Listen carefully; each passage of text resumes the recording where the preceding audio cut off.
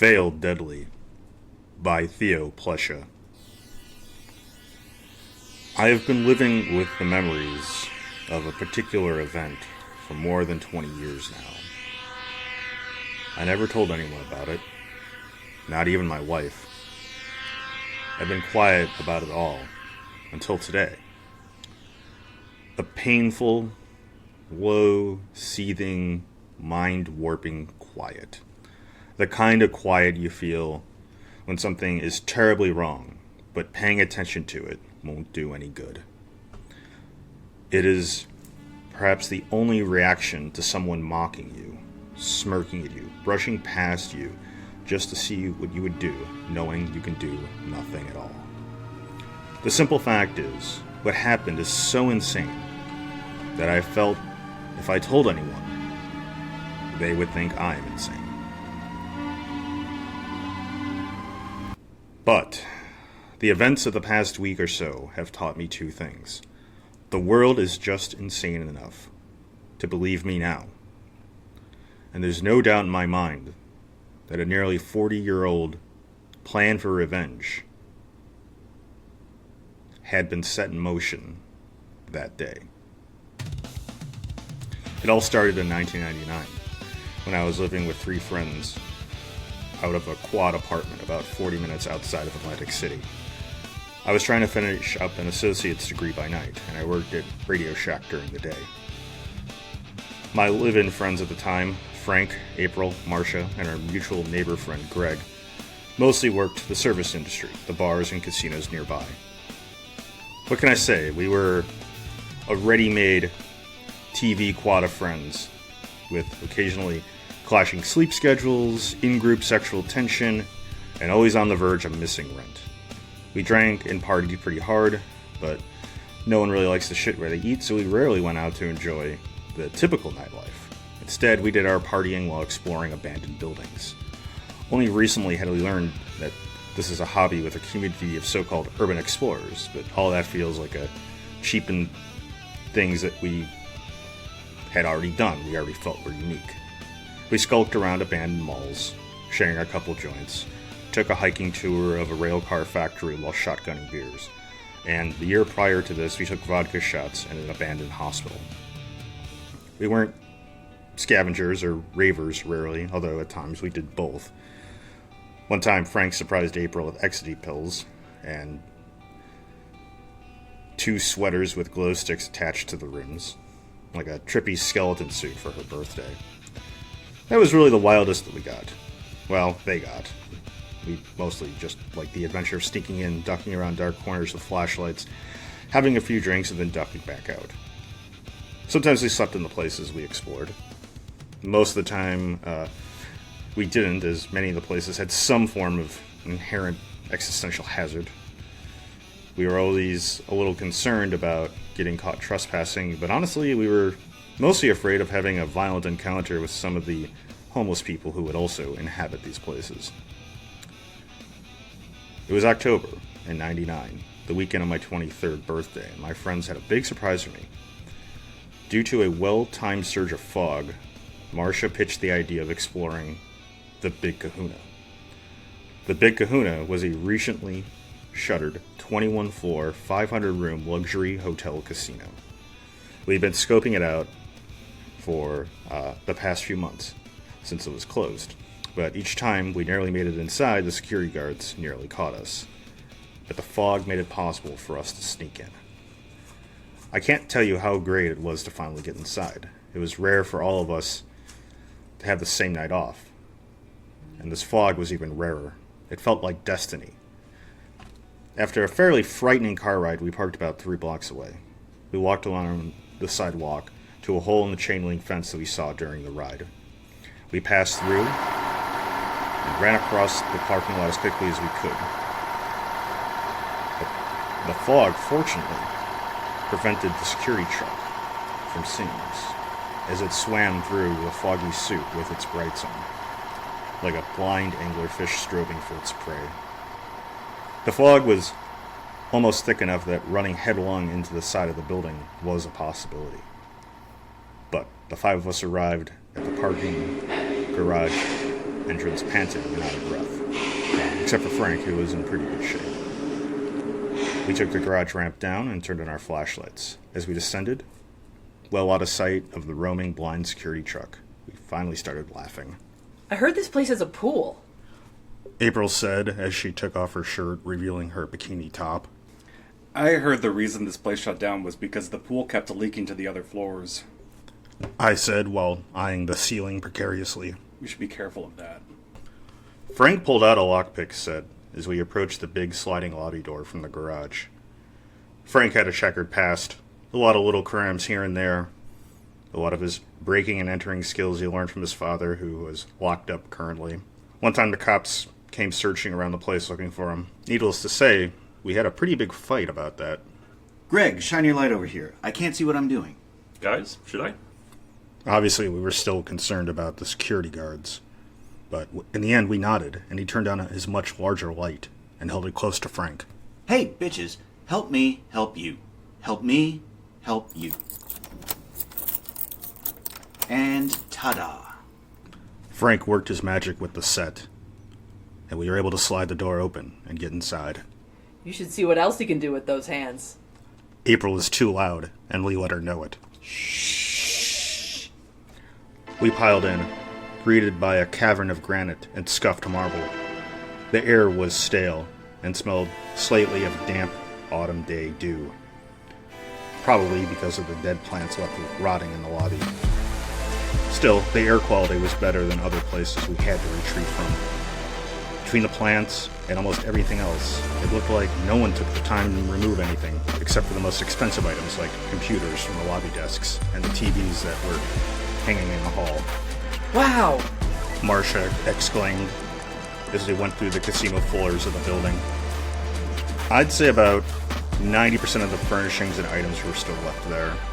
Even the little bars of soap and bottles of shampoo were left. The silver-lined craps and blackjack tables were, within their game space, felt intact.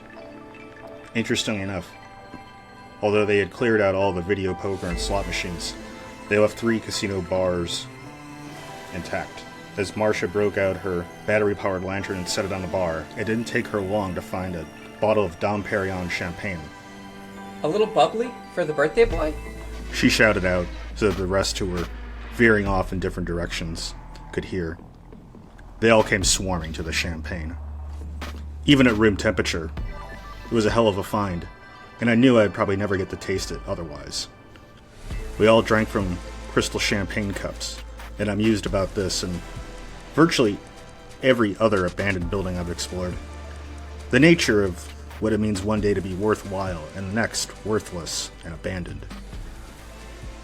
We knew everything we took or drank was worthless to anyone who might buy the building next. It was worthless, apparently, to whomever left it. Whoever bought it next would probably throw out case after case of the many branded bars of soap and vodka. And what sold for $200 a bottle a month ago was forgotten today. Even then, I pondered the sense of arbitrary valuation and the sheer nihilism that must afflict the mind of the person who owned this place before, just leaving the stuff around. Long live the explorers! Long live the explorers! We all cheered as we stood around the bar, admiring one of the many murals of a tropical island that was so pervasive in theming around this place. This guy sure liked his island. Greg mused as April took a bottle of rum out of Frank's backpack and started drinking it straight from the bottle. Happy birthday to my favorite bitch. Happy birthday, bitch! Eventually, we finished the champagne and stopped milling around and wandered back towards the lobby. There, we found a bank of elevators and golden luggage carts. They even left a bunch of golden luggage carts in the hallways. Hey, Frank, push me! Frank ignored her and immediately started to run up the ramp to the next floor. I spun my head around like a top and saw the ramp. Frank's fluttering flashlight spiraling around the lobby all the way up to the 5th floor. Last one of the talk suspect. Ow! Damn it! I knew that was there. Frank must have banged his leg into something in the dark. He groaned, and then we could hear that he restarted his rush up. Come on, let's get him! Shouted Greg, pointing his light at the golden glass elevators at the far end of the lobby. The elevators, much to our surprise, were in fact still working. The doors swung open and we piled in and hit the button for the top floor. That's cheating, you bitches. We could hear Frank's protesting at the top of his lungs as the elevator doors shut. We disappeared from sight from the lobby and the casino levels as the elevator groaned on its way to the top floor. We disembarked, and then we found ourselves milling around near the stairwell for what seemed like an eternity, waiting for Frank. How far down do you think he is? He's an idiot. $5 says he passes out here like the last time. Looks like you'll be sucking my dick. April told a profusely sweating Frank as he pushed his way through the stairwell door. True to our tradition, we headed for the roof of the building to grab some one-of-a-kind photographs. Frank, though tired, powered his kick through the safety door and led us up to the top. This is great. Marcia exclaimed as she started snapping pictures on the roof. She actually made me a small cake, which was really nice of her. We couldn't get the candle to light in that damp atmosphere, but it was okay. I was really just happy to be there with them at that time. Did a lot of shots pretty fast, and I was definitely getting fuzzy on some of the things we ended up doing as we were up there. I think at some point we went down a few floors and had a luggage cart race down the hallway. I think I won. Then April pushed one of the carts down the fire exit stairs on the top floor. I think just to watch the room burn. I was talking a lot to Marcia, as her and I more or less separated from Frank and April. They explored one of the penthouse suites with a partially furnished canopy bed. Though it was cold, it was still very comfortable to lie in. Pretty swanky. Better be. I think I saw these going for like $2,000 a night. That's insane. That's rent or one night. I remember most vividly that Marsh and I were lying on that bed face to face, just talking for a long time. I can't say I remember exactly about what, but I remember it was a good time. A good time that April ruined by bursting into the room and tossing her rum bottle at us. Missing badly, might I add. Get a room, bitches. She was doing that thing again. The goddamn drunk spins. The sad drunk spins. The thing that happens when you drink too much, and everything you held back in your mind starts overflowing from your mental dam. Oh wait, you got a room. Wish I had nice things like that. I wish I could even make rent, you know, but Mom and stuff. I sent my last paycheck to Mom in the hospital. You waited until tonight, Danny's birthday, while on the greatest exploration trip, to even tell us you can't make rent? Well, bitches, I don't know what to do, but I know what you two should do. What's that? Smash, bitches! You guys don't see it, but like, you know, you're like way, way better than Frank and I, you know? Like, you two guys are always like helping on each other, and Frank and I, you know, we just like fuck, and I mean, I love it, but I wish we were like, you know, you two. April manifested another bottle of booze, while Marsh and I sat, a little embarrassed for her, and a little embarrassed for ourselves. Nothing was really going on between us, even if maybe we wanted it to happen, but anyway, that's not the point of this story. Well, you know what they say about star-crossed lovers? Down the tracks, not across the road? Or something. I think I got that backwards, but anyway. April made the crying, cryptic remark about killing herself, and then ran away, towards the maintenance stairs, which led to the roof. Marcia and I decided to chase after her. April! Frank! Marcia also started to yell for Frank, who was nowhere to be seen or heard amid the dark corridors of the hotel. Suddenly, Greg popped in. Polo! Following the sound of Greg's voice, Marcia and I rounded a corner to find Frank and Greg had distracted April at the base of the staircase. Frank was examining some kind of object. A olive green colored object about the size of a microwave with multiple cylinders and two rods like antennas protruding from it. There was also a bank of small 3 flashing lights on it. I was at a loss for what this thing was. It looked like it didn't belong here. April was already going on and on about it, whatever it was. Looks valuable. We should take it and sell it. I felt like I needed to remind April of the Urban Explorer code. Take nothing but pictures, leave nothing but footprints. How would you know? Do you even know what it is? I remember how annoyed Marcia was with April at the moment. And I remember now that it was the last time that April couldn't make rent. Marcia backed her up. And as far as I knew then, and as far as I know now, April never did pay her back. How did you find it? Huh? How did you find it? I tripped on it on the roof. It wasn't like tied or anything. It was just there. Wow. This is like something out of the X-Files or something. It's got to be military or a UFO or something. What do you think? You're the big electronics man. Greg kept turning the device in his hands. I could make out some kind of dark writing in a language I had never seen before on the side. He turned it over one more time, and in the swirl of multiple flashlights hitting it, I could see a symbol that I did recognize. Whatever this thing was, it had the radioactive symbol on it. Holy shit, we should put it down. It says it's radioactive. Oh! Frank let out a frightened, uncharacteristic yelp, and then simply dropped it on the metal catwalk. The device broke into a couple different pieces and scattered around. One of the external cylinders released a bit of silvery powder that turned a dull yellow upon contact with the air. Run! We have to get out of here! April dropped her flashlight, and Frank scrambled with her to pick it up. I was already in the elevator with Marcia and Greg, holding it open. But Frank and April struggled with her bag and flashlight. We finally got in and got off on the second floor, and looked out to see where the security truck was patrolling, and plotted our escape across the parking lot. It was a pretty straight shot to our car. It was only then that I realized it was almost 5 o'clock in the morning, and we had spent much longer in there than I realized. We did rock, paper, scissors to decide who would drive us home, but honestly none of us should have been driving. Marcia ended up doing it for me because I lost on my birthday. We stumbled in, went into our respective private rooms of the quad.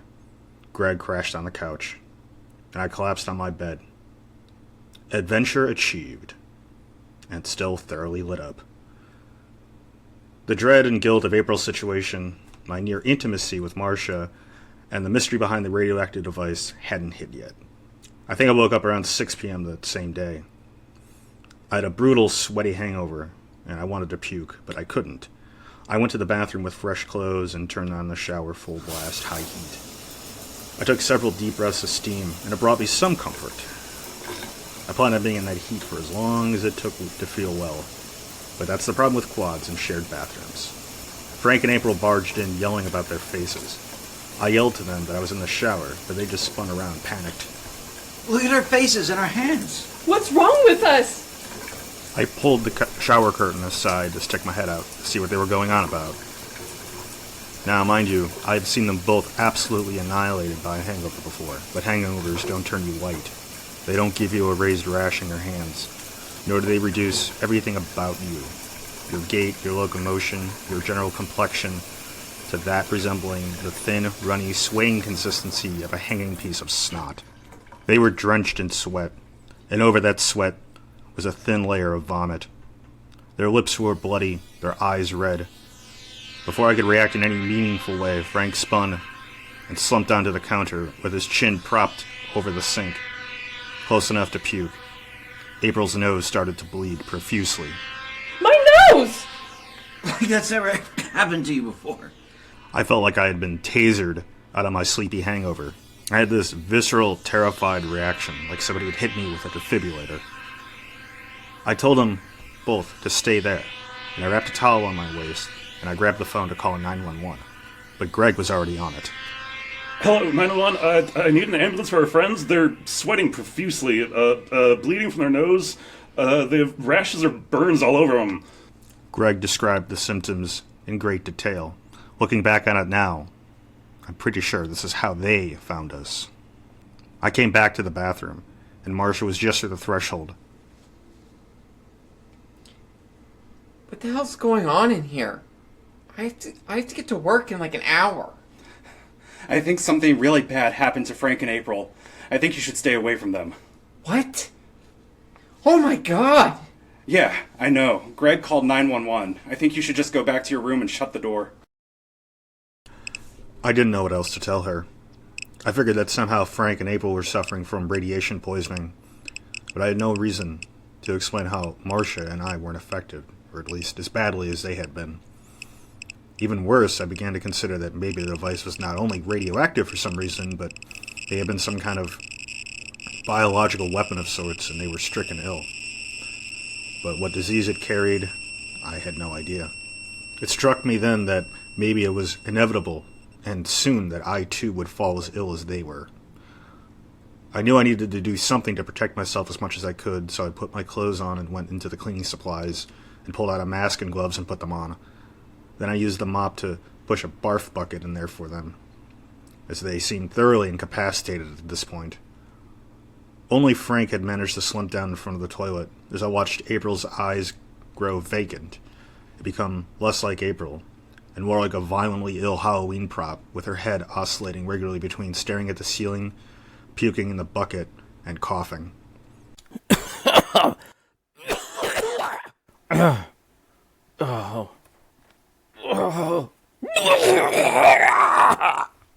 Look, you guys have got to get out of here. We took that thing home in her bag. It's in our room. That's got to be it. Now I know how Mom must feel with her cancer treatments.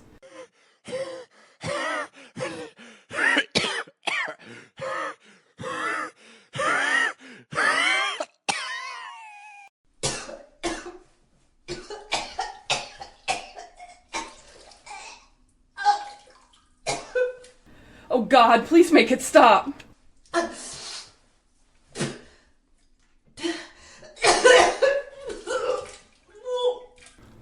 I put towels and blankets around them as they started to shiver and sweat at the same time. I could hear Marcia sobbing in her bedroom. I checked my watch, and it had been over 30 minutes since Greg called the ambulance. I picked up the phone to call them again, and I couldn't get a dial tone. I pushed the button several times and nothing. So then I went to knock on Marcia's door because she was the only one of us with a cell phone at the time. Marcia, I need your cell phone, and then all of us need to go. We need to leave ASAP. What's going on? Are we gonna get like that too? Our front door came in. A soda can-sized object rolled in. And a huge bang and flash blinded me. I was taken to the floor by something with the consistency of rubber. I could hear Marcia's door come down next, and over the din of my ears ringing, I could hear her screaming like I was underwater. I was trying to crawl out from whatever had pinned me, but I felt a sharp pain on my thigh, and then I was out.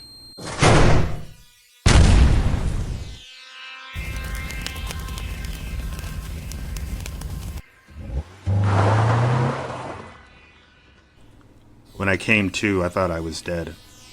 I couldn't see anything. I couldn't hear anything. And all my sensations of touch were off. Somewhere between feeling like I was floating and that feeling of waterlogged fingertips touching waterlogged fingertips, but all across my body. I had a partial ability to move my arms, but not my legs. I screamed. I was paralyzed from the middle back on down. When I touched my head, I could feel devices on them, like earmuffs and goggles over my face and some kind of mask over my mouth and nose. I tried to grab and tear each one, but I was far too weak, and they were stuck on all too well.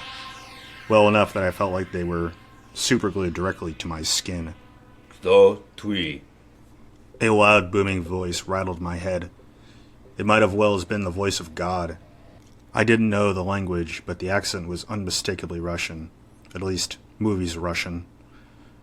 It came again and again, clearly angry, the same question or statement again and again. Tori. Skiam vi. Tori. Skiam vi. Tori. Skiam vi. What are you saying? What are you saying? What are you saying? I screamed back again and again and again until I was hoarse.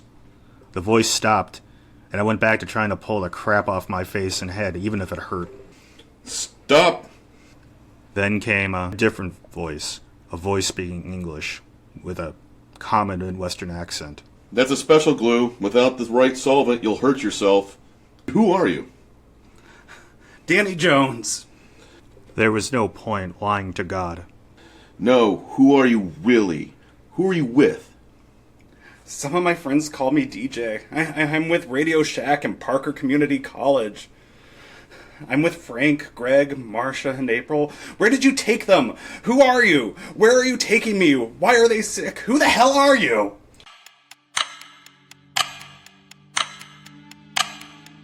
I waited an eternity and a half. Your friends were heavily exposed to radiation. Your exposure, compared to Greg, Frank, and April, was minimal. And we can treat you and Marcia, but you need to stop. Stop dicking around with us and tell us exactly who you are, working for, and what you were doing with the strontium 90. Working for? I heard something unlatch, and I couldn't be sure, but I felt a presence hovering over me. And before I knew it, I was getting jabbed by thin steel again, this time in the arm. I tried to resist, but I immediately felt sick. The worst sick ever. A million hangovers, all at once, consuming me from the inside out. I vomited into the mask over my face, and something seemed to clear it all out before I puked again. This is just a fraction of what you and your friend will be suffering from if you don't start talking to me. The voice boomed, roared like a tornado around my head, triggering earthquakes of melting pain everywhere I had feeling. I lied there, still stuck between somewhere and nowhere, aching, shivering, spitting out the taste of after vomit. The Russian came back. Look, we are making you talk in ways, but we also have ways of making you die. Вы понимаете? Whatever little tiny voice of humor or whatever I had left in my head to convince me to say what I said next. I also channeled a little bit of Frank in that moment. Fine, I'm KGB. We were planting a nuclear bomb and I'm KGB. We're all KGB, okay? What's next? What's next, bitches?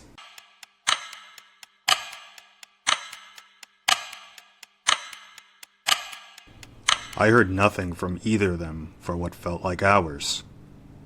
I heard nothing but an occasional whisper in my head. I started to cry, then pray, and then I just started pouring out terrible, embarrassing secrets from all the parts of my life. Things I won't repeat here.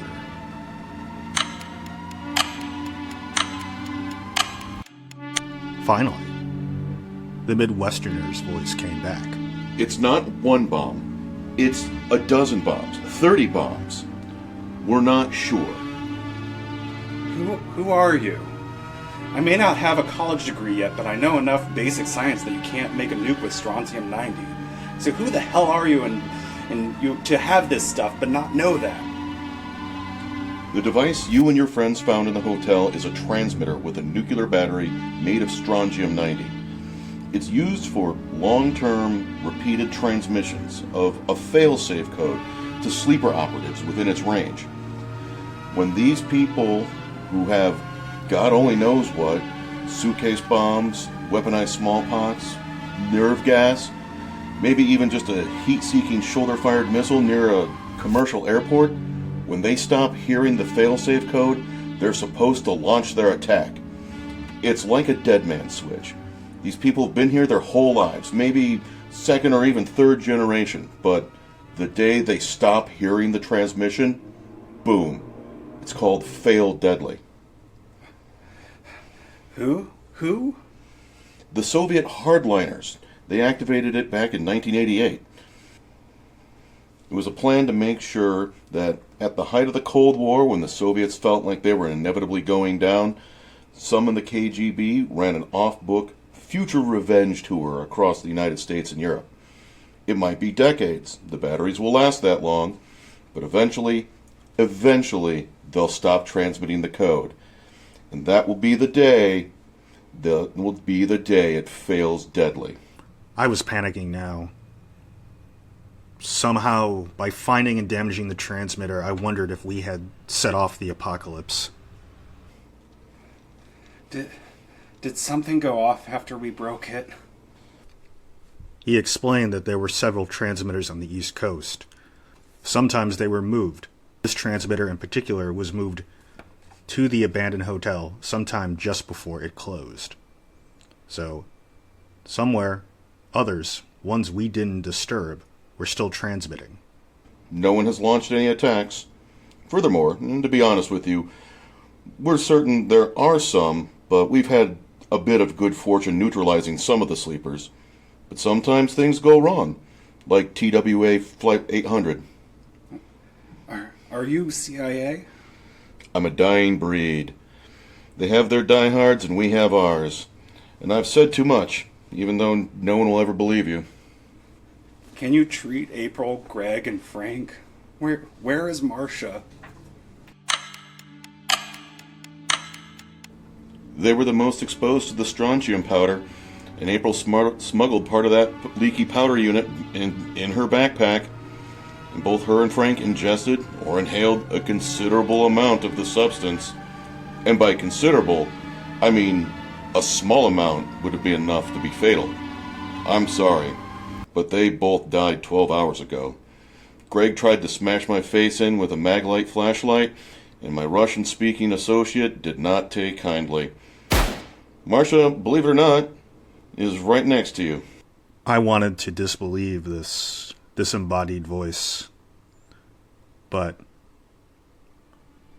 I was resigned to him telling us the truth. What about Marcia and I? Our exposure? You're not displaying acute effects, and we decontaminated you while you were out. I can't rule it out that it won't give you cancer a decade or two from here. There's no way I've been here for 12 hours.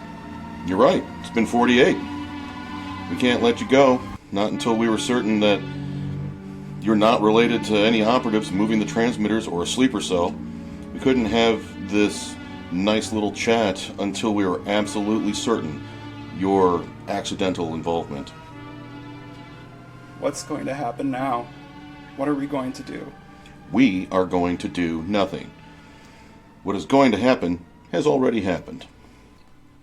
The goggles, the face mask, and the earmuffs seemed to just pop off my face. I suddenly was able to regain control of my legs, and I immediately felt an uneasy motion sickness sensation. Before I could even get to my feet, 2 doors opened behind me. The sunlight blinded me. The floor tilted out. I rolled out onto the ground. I could barely keep my eyes open, barely turn my head around to see the van I'd been captive in, just a blurry yellow shape, blowing through a stop sign and disappearing around a corner. Dos vidania! I flinched as I heard footsteps approach. DJ! You're okay! What did they do to you, DJ? Marcia rolled me up on my side and helped me up. Her eyes looked like they had been dried out of all possible tears. I could barely hold my head up. She was pointing towards something. My eyes still hurt because of the sunlight. All I could make out was something wrapped in police caution tape, and I blinked a few times. I recognized the sidewalk and the street corner. It was the apartment. The entire building was gone. Only a few scorch marks in the grass and the foundation remained. Everything else was either burned away or hauled off. A warning sign hung on the power pole nearby, declaring the site a biohazard zone due to a methamphetamine production fire. I just stood, halfway propped up on Marcia, utterly stunned, with nothing to say. The best we could tell, it was late in the morning. We walked in silence to a nearby coffee shop. We wanted to be somewhere we felt safe to try to figure this all out. On the way, we found about $2,000 in cash in each of our back pockets and an emergency number for a local shelter. Marsh and I sat, and we tried to talk about it. We had similar experiences, but she recounted an important exchange she had with the Russian and the nature of the signal. If it just beeps or talks out numbers, Why don't you just find them all and spoof the signal for forever? Duh, we tried that in Arizona a few years back. We transmit wrong code, and they derail Amtrak train in desert. How you say, we get lucky with that time? So it's been here a decade? And you can't break their code? Yet. But will not take decade to break you. The more Marcia and I talked about it, the more we thought the other was kind of crazy for talking about it. A few days later, we went to April, Greg, and Frank's funerals. They were closed casket due to the meth fire, quote unquote. When Greg and April's parents asked us about escaping the fire, we didn't know how to respond. We told different stories. We didn't tell the truth. No one came asking about Frank, which was both a relief and a point of extra sorrow for us. After the funeral, Marcia and I just stopped talking. I did some research on old Soviet radio frequencies, and I used the demo equipment on the floor at Radio Shack to scan for the fail's deadly signal. I was reasonably certain that I had found it. It was a low growl and a faint, soft-spoken numbers and nothing more. Every time something big happened in the world, I freaked out a little. I became anxious about checking to see if I could still pick up that frequency. By the time 9/11 came around, I owned a receiver that I'd bought at a discount when my local Radio Shack shut down. But 9/11 wasn't the Soviet revenge attack. This went on for years, and I never did try to see Marcia again. I never visited an abandoned building again. I jumped whenever I saw a yellow van tail me. I thought for some time maybe April and Frank were actually meth makers and dealers, and everything I experienced was some sort of byproduct of those chemicals. And everything that happened after was a dream or a near-death experience, and not some sort of mobile CIA interrogation. I consider that maybe, conversely, I was actually captured by Russian agents, playing mind games with Marcia and I to see if we were CIA trying to locate their agents, their transmitters, their sleepers.